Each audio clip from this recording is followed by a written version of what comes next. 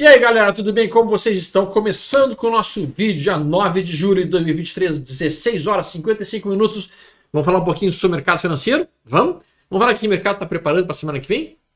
Esse é o nosso propósito aqui. Nós vamos conversar sobre índice futuro, vamos começar conversando sobre Brent, depois que a gente falar sobre petróleo, e tem um vídeo meu que fala sobre a importância de olhar sempre petróleo, nós vamos falar um pouquinho sobre índice futuro, vamos falar um pouquinho sobre dólar, vamos falar um pouquinho sobre principais paridades de Forex, libra esterlina contra dólar, euro contra dólar, ien contra dólar. Vamos falar um pouquinho sobre também taxa de juros futuro Brasil. Vamos falar sobre criptomoedas, Vector. Vai ser realmente... E depois vou falar por último as ações que mais me chamam a atenção para essa semana que está começando amanhã. Vamos lá então? Então vamos nessa. Vem comigo, não se esqueça de deixar um like. Não se esqueça de se inscrever no canal, toda semana a gente tem esse tipo de vídeo, para que a gente possa então trocar ideias sobre o mercado.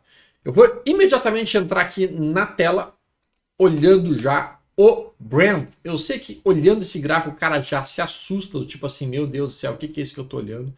Calma pessoal, calma, muita calma nessa hora. Este aqui é o gráfico do petróleo, que é um gráfico extremamente importante. Eu coloquei num vídeo recente por que era importante olhar o gráfico do petróleo.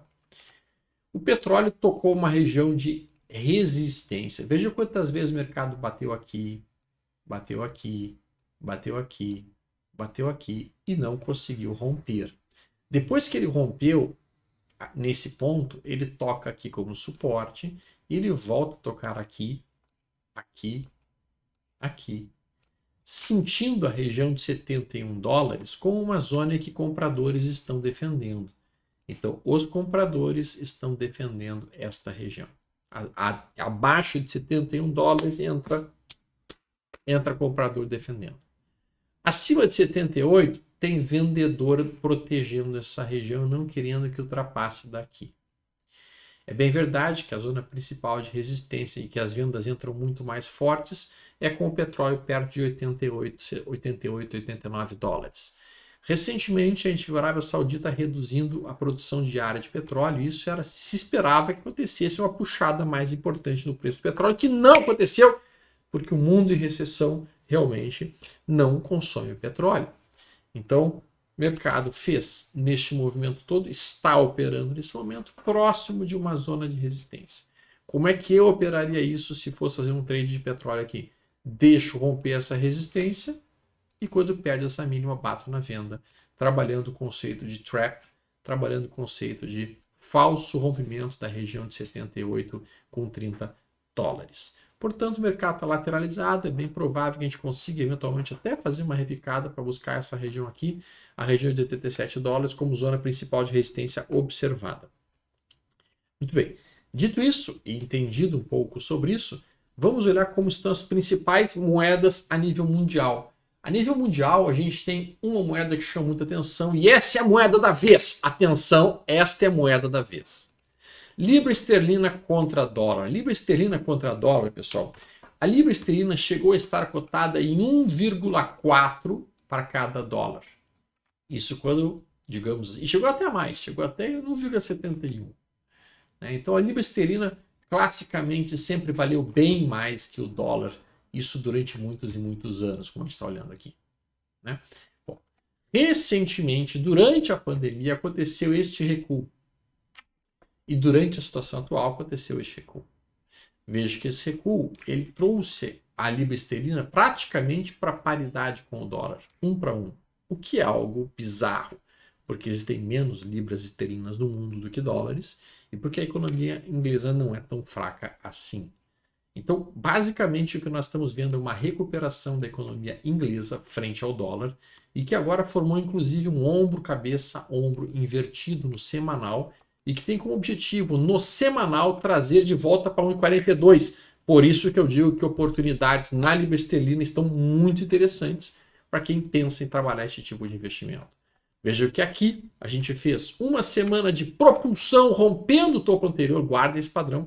Depois 2 semanas de recuo dentro deste candle aqui e agora a gente acelera, formando 1, 2, 3 de compra no semanal. A ruptura dessa máxima aqui libera a libra esterlina para mais um ciclo de alta para buscar realmente a região de 1,42 e por isso estou muito mais comprador para a libra esterlina do que para dólar nesse cenário. Veja que é um belo movimento de alta.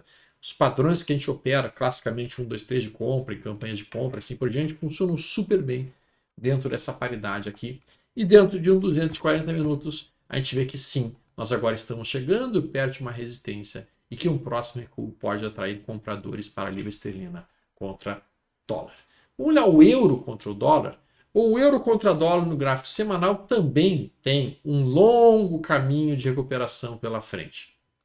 O euro, durante algum tempo, estava cotado um pouquinho acima da faixa do dólar, chegou a bater aqui na região de 1,25 para cada dólar, e desde 2018 vem trabalhando um canal de baixa mais longo.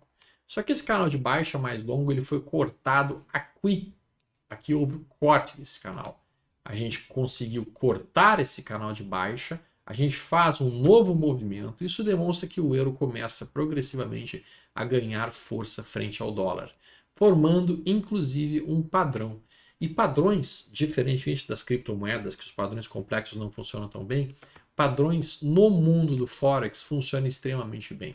E a gente então teria a ruptura dessa região de 1,10 como a liberação de um cup and handle, ou melhor, uma xícara e alça, para buscar realmente um objetivo no gráfico semanal para o euro contra o dólar, lá na faixa de R$ 1,16, podemos por assim pensar. Já vamos colocar as projeções necessárias e ideais aqui, mostrar os níveis, deu, feito, tá lá projetado o que seriam os possíveis alvos de movimentação deste mercado.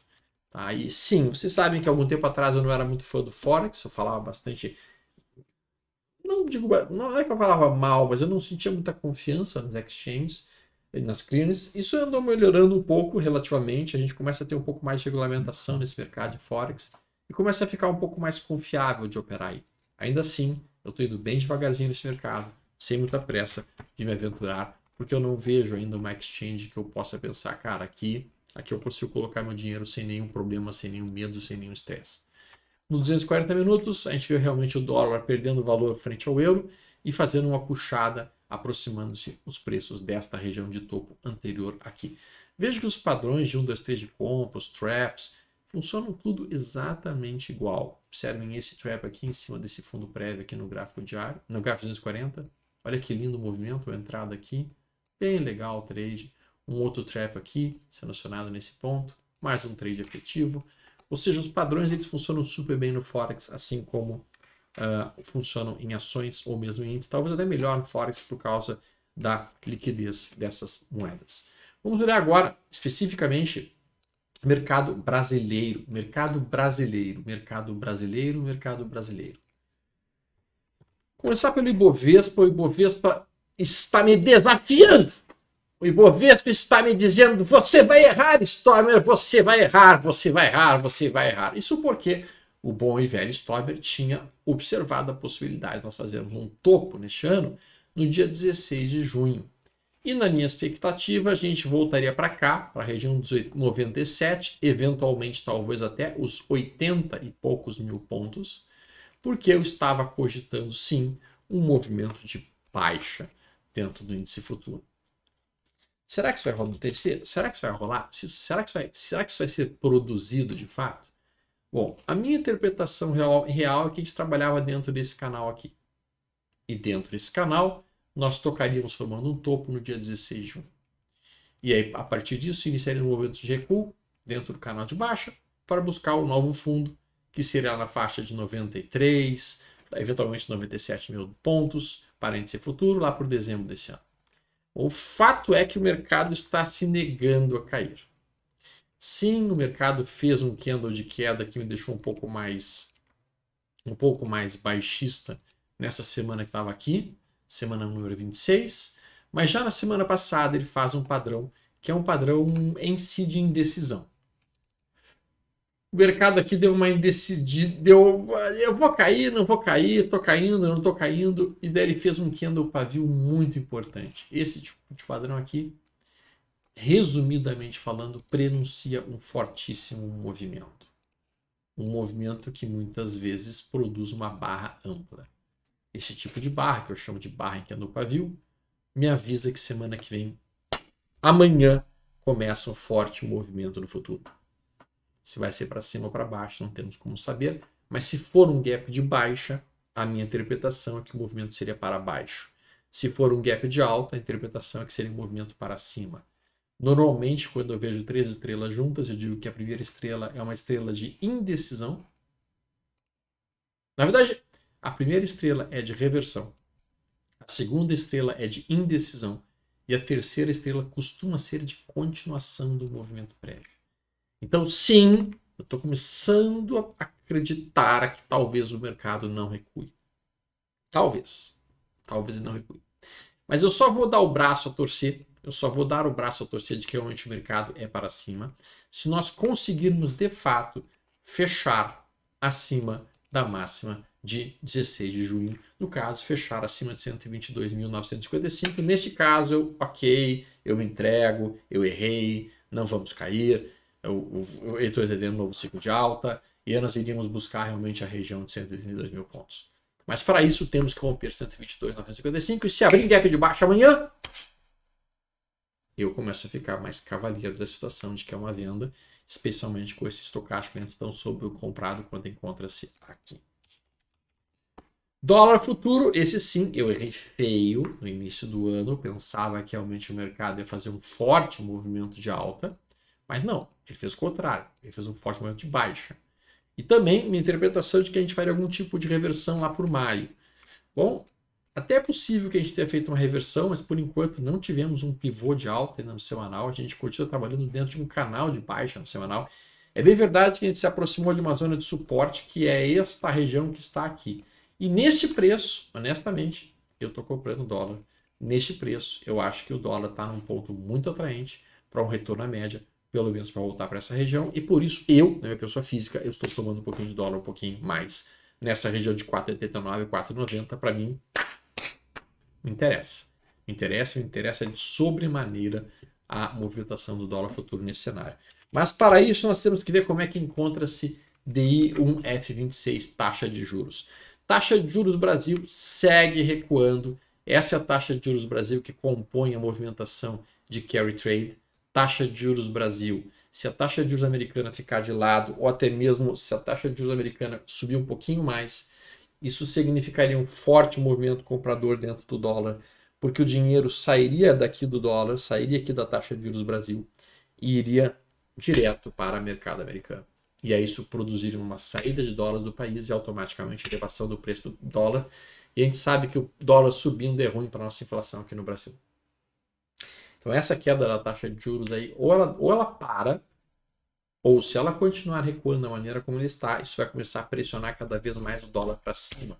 Então a gente tem que ficar muito atento a essa movimentação da taxa de juros, que por enquanto é uma tendência de baixa, o que é bom, né? A gente está olhando aí um topo de fundos descendentes. É bom sob o sentido de trazer realmente a ideia de uma economia um pouco mais forte no Brasil. É bom porque basicamente isso aqui pode significar boas compras de pré-fixados. E a perda desse fundo aqui, por exemplo, seriam 2, 3 de venda. E obviamente trabalharia isso pensando em compras de pré-fixados. Quando eu tenho taxa de juros caindo, futuro, o meu ponto principal é comprar pré. E se eu tenho taxa de juros subindo, o meu ponto principal é comprar pós-fixados, tesouro direto neste caso. Então essa é uma forma bastante objetiva de entender que tipo de título público ou que tipo de ativo eu tenho que estar comprando a partir da movimentação da taxa de juros. Bom, dito isso e falando sobre isso, vamos olhar um pouquinho criptomoedas, depois a gente olha a Bolsa Brasileira. Criptomoedas, a gente tem aqui BTC contra dólar. Deixa eu botar aqui primeiro o Ethereum contra o dólar. ETH contra dólar Tether. ETH contra dólar Tether segue dentro de um canal de alta. Esse canal de alta que a gente está vendo aqui, a gente recua até a retração de 50% do estocástico lento e cruzamos para cima. Isso é um sinal de compra. Sim, é um sinal de compra. Só que ele está sentindo realmente uma resistência bem importante aqui na faixa dos 1.960 dólares. A ruptura dessa região imediatamente vai trazer muitos compradores para o Ethereum. E esses compradores vão empurrar os preços até a região de 2.133, eventualmente até mesmo a região mais alta de 2.600. Neste momento, para mim, isso aqui é um padrão de parede de proteção, observado mais facilmente no gráfico diário. E a gente fez uma aproximação de uma zona de suporte bem legal, com o estocástico dentro nessa região. Isso me oferece possibilidade de swing trade, de compra, com o meu stop relativamente curto. Aqui eu estaria pensando em colocar meu stop praticamente nessa região que aqui está, para abaixo de 1.800 e poucos. E meu alvo de swing trade na região de 1954, trabalhando essa consolidação. Quando a gente tem o BTC contra dólar Tether, está aqui o BTC contra dólar Tether. Não, peraí. BTC contra dólar Tether. BTC contra dólar Tether. BTC contra dólar Tether aqui. Então aqui a gente tem o BTC contra dólar Tether que está mais forte do que o observado no Ethereum. Tá? Então o BTC está mais forte nesse momento que o BTC. Deixa eu só botar uma base um pouquinho maior do que essa. Vou pegar a base da Binance. BTC contra Ethereum. Cadê o BTC contra o dólar Tether da Binance? A base é mais longa daí. Ou se eu acho. Não tô achando não. Eita. Bom, então vou ter que usar. Pode ser esse aqui, perpétuo. Então a gente está vendo aqui que o recuo que aconteceu no BTC foi menor do que o recuo observado no Ethereum. A gente tem um belo canal de alta aqui, esse canal de alta aqui no semanal, topos e fundos ascendentes.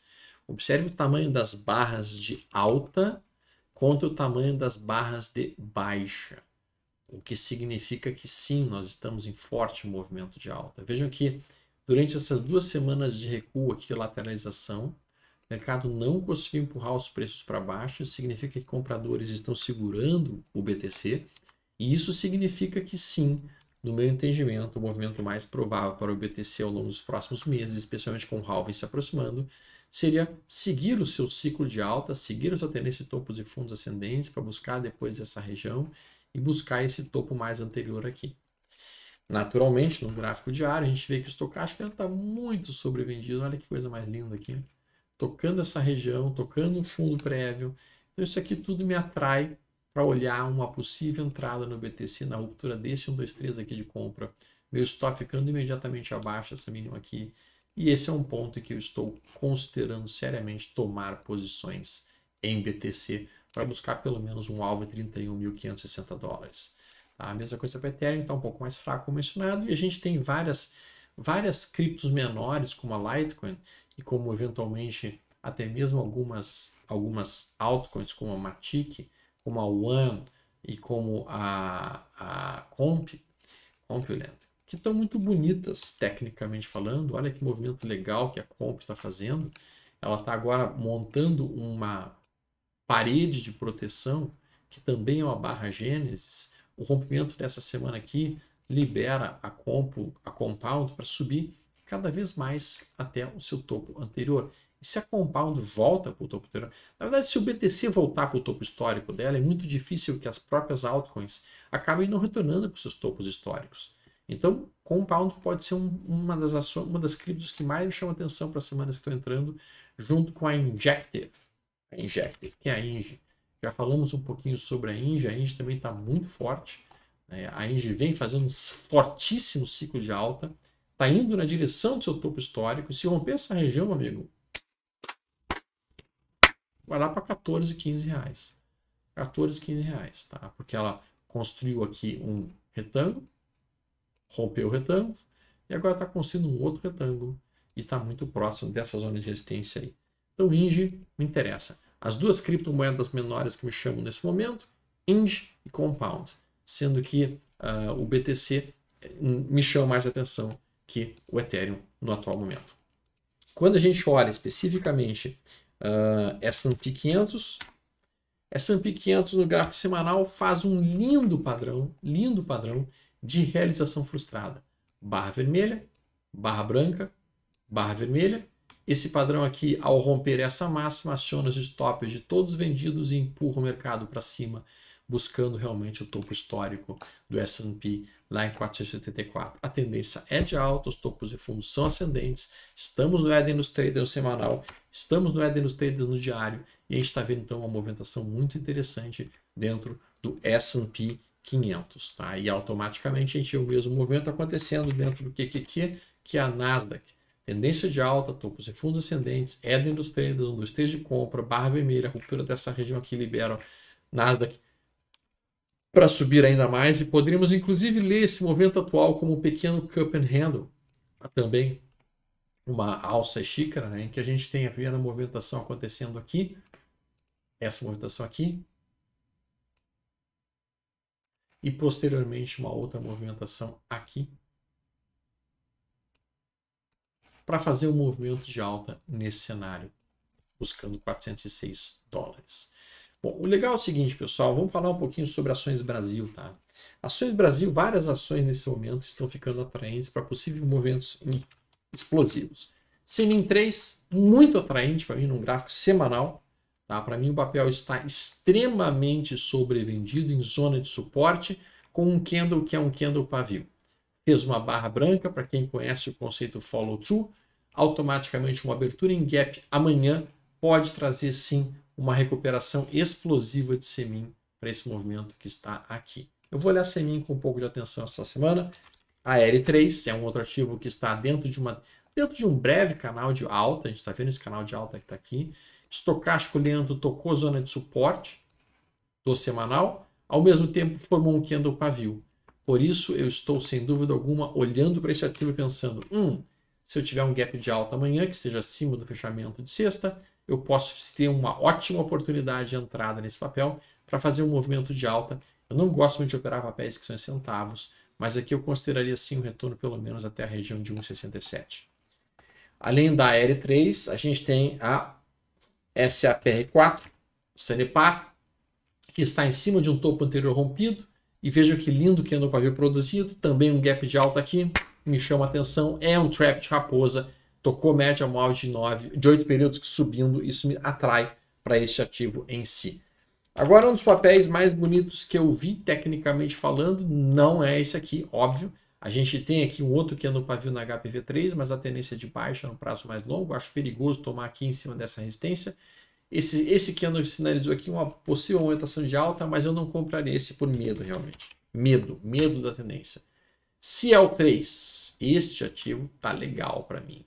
Tá? CL3 em cima de uma zona de suporte. Veja que a zona em azul representa realmente compradores. A gente tem estocástico lento bem sobrevendido. Observe a média móvel de 80 aqui. E a gente fez um trap.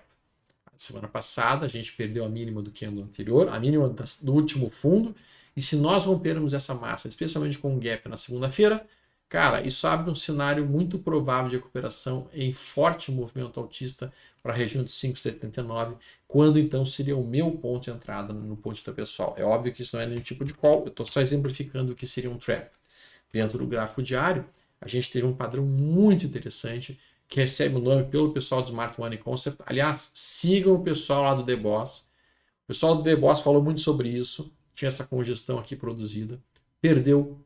Isso aqui foi só um spring, uma mola, uma tentativa de conseguir comprar mais barato de pessoas do varejo que estariam vendendo.